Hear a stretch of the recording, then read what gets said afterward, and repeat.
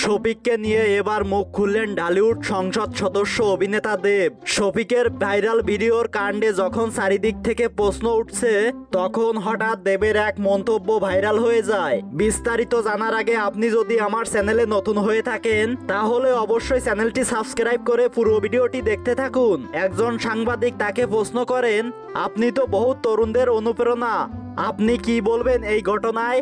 দেব বলেন, আমি সবকিছু না জেনে কিছুই বলতে চাই না, তবে একটা কথা বলবো, সোশ্যাল মিডিয়ার জনপ্রিয়তা মানে জীবন নয়। আমাদের কাজ, আমাদের ব্যবহার, আমাদের সবকিছু বিচার হওয়া দরকার। এই মন্তব্যে কেউ কেউ বলছেন শফিকের দিকে ইঙ্গিত করেছেন দেব, কেউ কেউ বলছেন পুরো বিষয়টি নিয়ে নিরপেক্ষ দৃষ্টিতে দেখছেন। দেব আরো বলেন, নেট দুনিয়ায় আজকাল অনেকেই হিরো হয়ে ওঠেন, বাস্তবে কে কেমন সেটা সময়ই বলে দেবে। দেবের মন্তব্য শুনে অনেকেই ভাবছেন শফিকের মতো এমন তরুণদের উদ্দেশ্যে বার্তা দিয়েছেন দেব। শফিকের বিরুদ্ধে তদন্ত এখনো চলছে, তাকে নিয়ে বিতর্ক যেন কোনো মতেই থামছে না। ঠিক এমন সময় দেবের এই মন্তব্য নেট দুনিয়ায় আলোড়ন সৃষ্টি করেছে।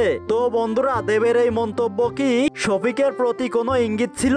তা অবশ্যই কমেন্টে লিখে জানাতে ভুলবেন না। দেখা হবে, কথা হবে পরবর্তী কোনো ভিডিওতে। ধন্যবাদ।